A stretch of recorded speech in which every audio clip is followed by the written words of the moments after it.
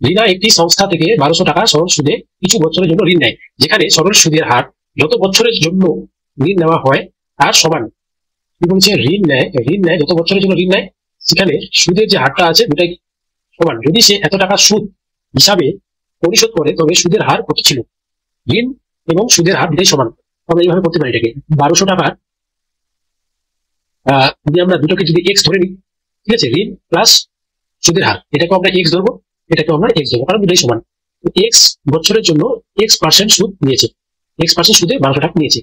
এটা টোটালটা যে ইন্টারেস্ট, এটা কত টাকা? এই যে এটা সাজানো যে হলো 1200 টাকার এত বছরের জন্য X% সুদে, কি এটা ফরম্যাটটা কি সম্পূর্ণটা একটা ইন্টারেস্টের ফরম্যাট, তাই না? ইন্টারেস্টের এটা একটা ফর্মুলা, 1200 টাকার X বছরের জন্য X% আমরা এত টাকা ইন্টারেস্ট দেবো। এটাকে যখন করি ক্যালকুলেশন কত হলো? এক্স ইন্টু X%, 432 গুণ আছে, এটা 1200 কাছে ভাগ হয়ে যাবে। পার্সেন্টেজ আমরা তুলে দিই, এটা এক্স চলে আসে, 100 হয়ে যাবে, 0 0 কেটে গেল। আচ্ছা 12 দিয়ে 3 12 36,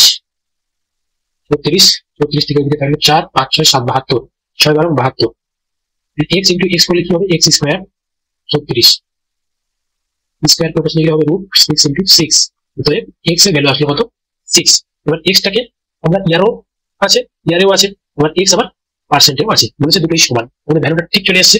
6% সুদে 6 বছরের জন্য 1200 টাকা নিয়েছিল, তার ইন্টারেস্ট 432 টাকা দিয়েছে।